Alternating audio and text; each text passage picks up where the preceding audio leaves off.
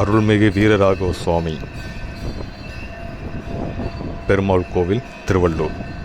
இந்த கோவிலை பற்றி தான் இந்த வீடியோவில் பார்க்க போகிறோம். ஃபுல்லாக ஸ்கிப் பண்ணாமல் இந்த வீடியோவை பாருங்கள்.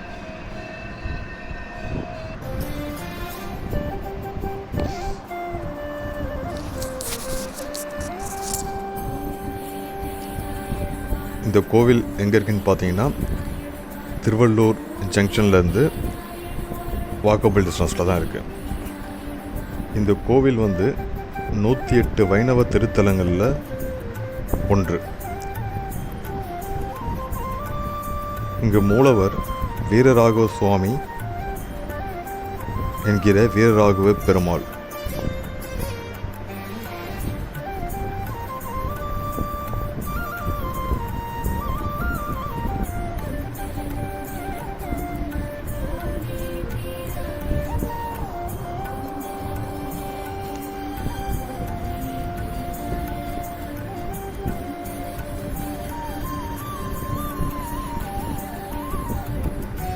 இந்த கோவிலோட வரலாறை பார்ப்போம். இத்திருக்கோவிலை அகோபில மடம் பராமரித்து வருகிறது. இத்திருக்கோயில் 5 அடுக்கு ராஜகோபுரத்துடன் பல்லவர்களால் கட்டப்பட்டதாகும். கனகவல்லி அம்மையார், கணேச ஆழ்வார், கஜலட்சுமி தாயார், கோபாலன் ஆகியோருக்கு இங்கு தனித்தனியே சிறு ஆலயங்கள் கட்டப்பட்டுள்ளது. இங்குதான் இறைவன் அரசன் தர்மசேனனின் மகள் வசுமதியை திருக்கல்யாணம் செய்து கொண்டதாக கூறப்படுகிறது.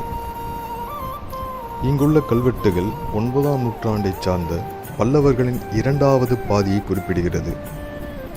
இக்கோவில் 5000 ஆண்டுகள் பழமை வாய்ந்தது என உள்ளூரில் புழக்கத்தில் உள்ள புராணக் கதைகள் தெரிவிக்கின்றது.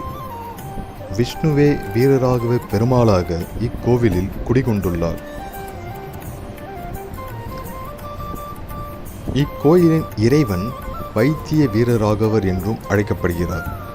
தீராத நோய்களை வீரராகவர் தீர்த்து வைப்பார் என்ற நம்பிக்கையில் மக்கள் சிறிய உலோகத் தகட்டில் நோயினால் பாதிக்கப்பட்ட உறுப்பை செதுக்கி அந்நோயை தீர்த்து வைக்குமாறு கடவுளிடம் கோரிக்கை சமர்ப்பிப்பதை வழக்கமாக கொண்டுள்ளனர்.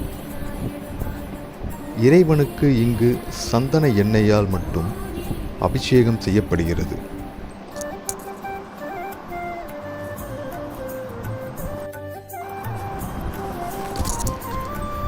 இக்கோவிலின் தல வரலாறு: புரு எனும் முனிவரின் யாகத்தின் பயனாய் பிறந்த சாலிஹோத்ரர் எனும் முனிவர் இங்கு தவம் செய்து வந்தார்.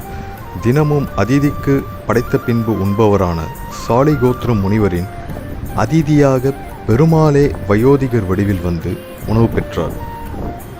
பசி தீராததாக கூறி முனிவரின் பங்கையும் உண்டு பசியாறிய பின்னர் உண்ட களைப்பு தீர எங்கே படுப்பது என முனிவரிடம் வினவ, முனிவர் தம் ஆசிரமத்தை காட்டினார்.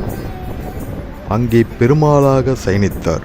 படுக்க எவ்வுள் என்று கேட்டதால் ஊர் பெயர் எவ்வுள்ளூர் என்றும் எவ்வுட்கிடந்தான் என்பது பெருமாள் திருப்பெயரமும் ஆயிற்று.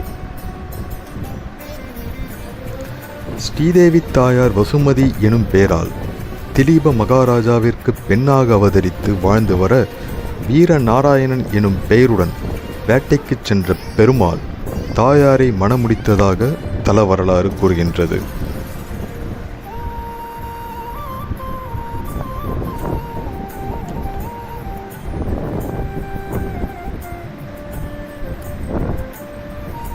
அதன் பின்னரே பெருமாள் பெயர் மாறிற்று. அதுவரை கிங்கிர் ஹேசன் எனும் பெயரே பெருமாளுக்கு முக்கிய திருப்பெயராக விளங்கிற்று.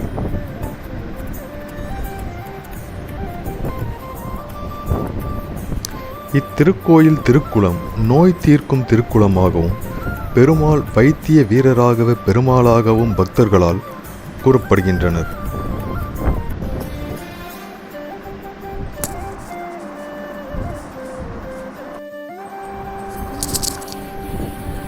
இங்கு உள்ள திருக்குளத்தை பார்த்தாலோ தொட்டாலோ நீராடினாலோ மனதில் உள்ள அனைத்து வேதனைகளும் தீரும் அளவிற்கு புனிதமானதாகும்.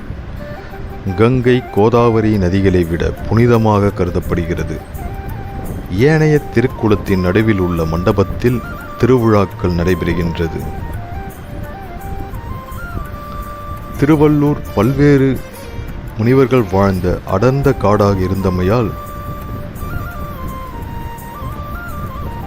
பிக்கூஷாரண்யம் என்ற புராண காலத்தில் அழைக்கப்பட்டது. கடந்த 1999 கோபுரங்கள் அனைத்தும் மராமத்து பணிகள் மேற்கொள்ளப்பட்டு வர்ணம் பூசப்பட்டு கும்பாபிஷேகம் நடைபெற்றது.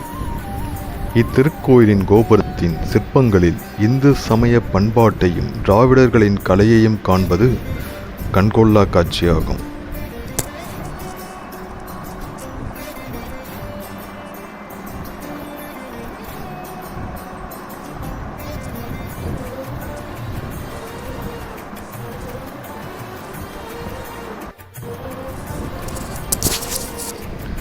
இக்கோவிலில் இடம்பெற்றுள்ள சாலிகோத்திர மகரிஷிக்கு தை அமாவாசை என்று பெருமாள் காட்சி தந்ததால் தை அமாவாசை வழிபாட்டுக்கு உகந்ததாகவும் இத்தலம் கருதப்படுகிறது.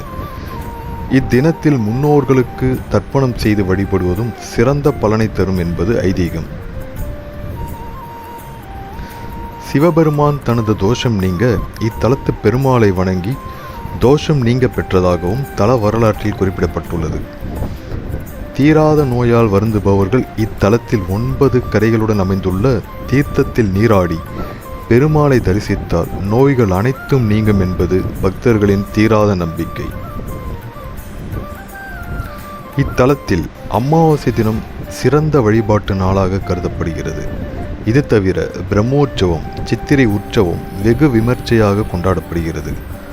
புரட்டாசி மாத சனிக்கிழமை, நவராத்திரி, வைகுண்ட ஏகாதசி போன்ற வழிபாட்டு தினங்களும் சிறப்பாக கொண்டாடப்படுகின்றன. பக்த வத்சல பெருமாளுக்கும் கண்ணமங்கை தாயாருக்கும் தினசரி 6 கால பூஜை பாரம்பரிய முறைப்படி இங்கு நடத்தப்பட்டு வருகின்றது.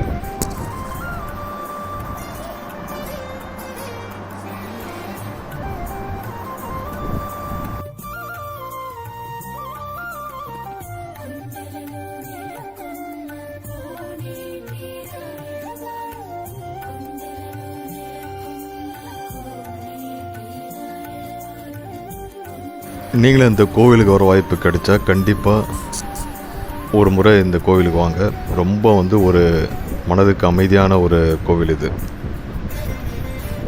தமிழ்நாட்டில் இருக்க மிக பழமையான தொன்மை வாய்ந்த கோவிலில் இதுவும் ஒன்று. இங்கே முக்கியமாக பார்த்தீங்கன்னா இந்த அமாவாசை தினங்களில் முன்னோர்களுக்கு தர்ப்பணம் செய்வது தான் இங்கே ரொம்ப சிறப்பு வாய்ந்ததாக கருதப்படுது. அந்த சமயத்தில் பார்த்தீங்கன்னா இங்கே கூட்டம் ரொம்ப அதிகமாக இருக்கும், முக்கியமான அமாவாசை தினங்களில். இந்த கோவிலுக்கு எப்படி வரணும் அந்த லொக்கேஷன் எல்லாமே நான் டிஸ்கிரிப்ஷனில் ஷேர் பண்ணுறேன். இந்த வீடியோ பிடிச்சிருந்தால் லைக் பண்ணி, ஷேர் பண்ணி, சப்ஸ்கிரைப் பண்ணுங்கள். இதே மாதிரி வேறு ஒரு வீடியோவில் திரும்ப நம்ம சந்திப்போம். இன்னொரு சேனல் SM Prime Tamil Vlogsனு ஒரு சேனலுக்கு, அதில் மற்ற விளாக்ஸ் எல்லாமே வரும். அதையும் சப்ஸ்கிரைப் பண்ணி வச்சுங்க. அதோட லிங்க்கை நான் ஷேர் பண்ணுறேன். திரும்ப வேறு ஒரு வீடியோவில் சந்திக்கலாம். தேங்க்ஸ் ஃபார் வாட்சிங்.